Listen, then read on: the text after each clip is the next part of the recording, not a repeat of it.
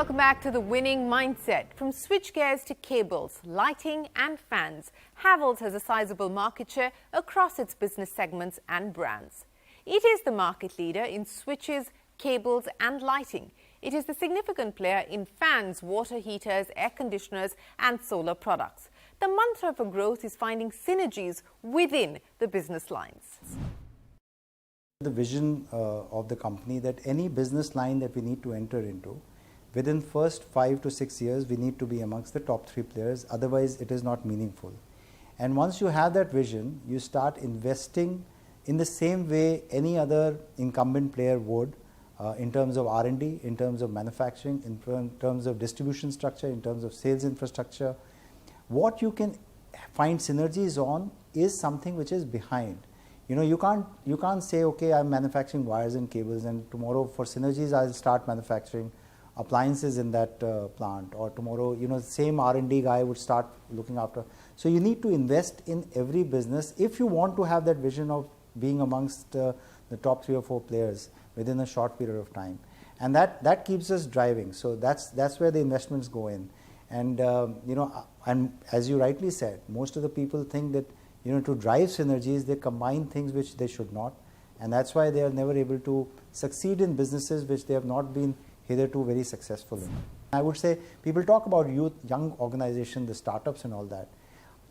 I would say at Havells we've been able to, you know, build startups in the last 20 years. Almost every year we would, you know, seed in a new business, maybe water purifiers or maybe domestic appliances.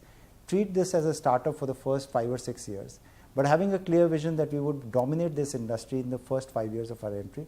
Within the, that means being amongst the top 3 players. And we've actually created 20 startups in the last 20 years within the organization. So it is all because of empowerment and agility.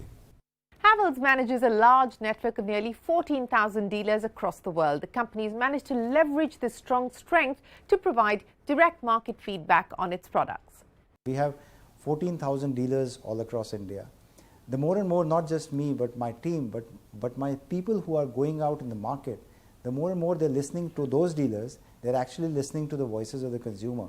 You know, all our employees, for example, when the pandemic happened, not only were they sure of themselves, you know, how the company would take care of them, but they were also able to portray that same kind of security to the vendors and to the dealers. So that comes from, you know, being long-term within the organization. So the stability really helps in passing on, especially in the very difficult times. But also the entrepreneurism brings in the agility to change very quickly when things, you know, go wrong. And I would say this whole balance of stability and agility is something which, you know, at least we are aspiring for, and we continue to, you know, hope we are doing a much better job. I believe that within a, you know, a volatile environment, if we are able to do much better than the competition, that's a testament to, you know, what the organization is. Putting the consumer front and center has also played a major role in the success story of Havells, and that's meant creating a culture and a mindset that puts the needs of the consumer above everything else. I believe thanks to, you know, my father who founded the company and continuing today, is a very, very strong entrepreneurial culture who are, you know, ready to try out new things. And, you know, we all do a lot of consumer surveys and just understanding what the consumer needs are, but also going beyond that and trying to see whether we can give something extra to the consumer, not only in India, but globally. And if that, you know, not only fulfills the today's need, but also the latent needs of the consumer. And of course, you know, in the process, gain a much higher acceptance from the consumer for the brand. So I think but every time it's not a success. And that's where, you know, the entrepreneurial culture and a lot of, you know, I would say collegiate atmosphere within the organization is required. Okay, we try something new, it works great in the, otherwise, you know, we learn from that and keep developing on those things as a technology for the future. So I would attribute this a lot to the cultural part of the organization. Creating a culture where employees feel motivated every day is key to creating a winning mindset.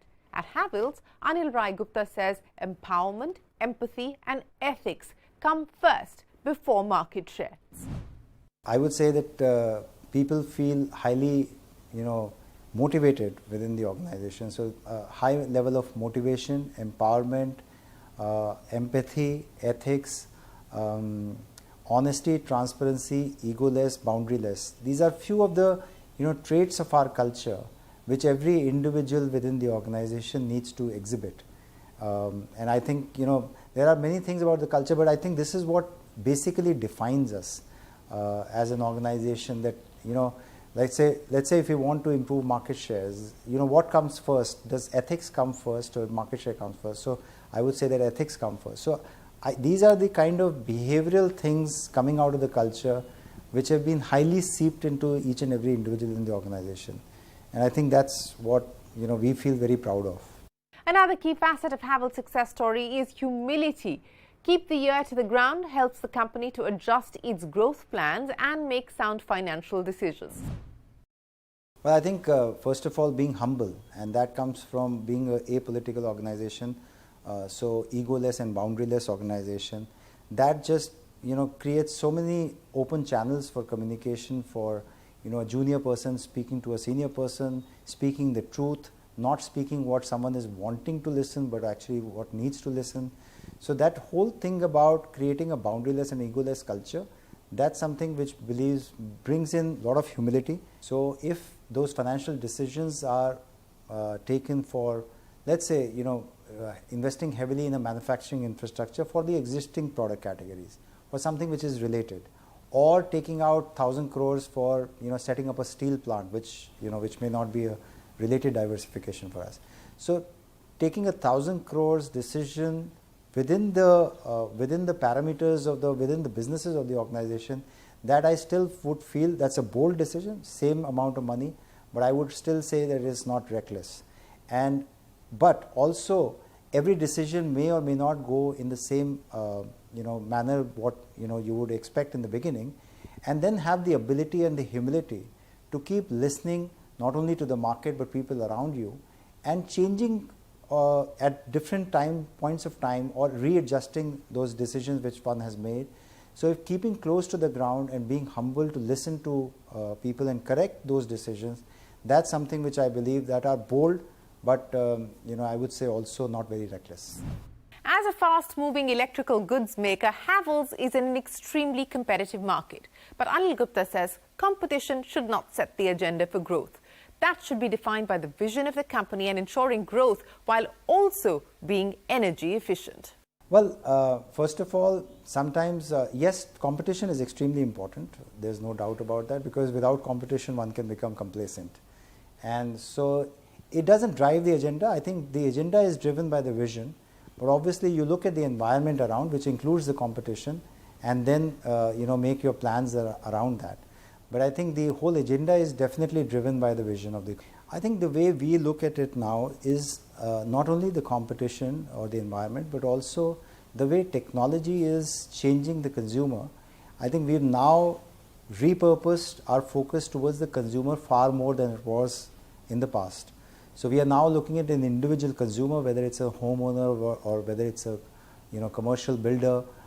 We are looking at them and how they would behave in the next 5 to 10 years.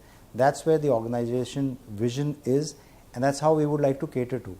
So I would say we have tweaked our purpose, becoming more. We've always been very consumer oriented, but I think with the technology and the innovation and the digitization, things are moving much faster in a very different way. And the consumer will have very different habits in the next 5 to 10 years, and that's what the focus is on. There is a lot of focus within the company on green. A lot of our innovation, for example, is predicated now more towards building energy efficient products. And as an organization, we are actually in a sweet spot of delivering products, not just by setting up, let's say, solar panels on the factory, but also bringing out products which are far more energy efficient and which helps the environment.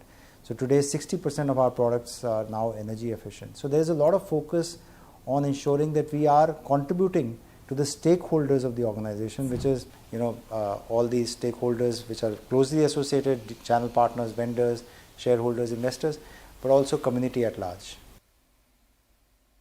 Well, that is the story of Havells, and that brings the curtains down on this edition of The Winning Mindset. On our next episode, we profile a woman who's made her mark in the legal fraternity. For now, from all of us here on the team, goodbye and thanks for watching.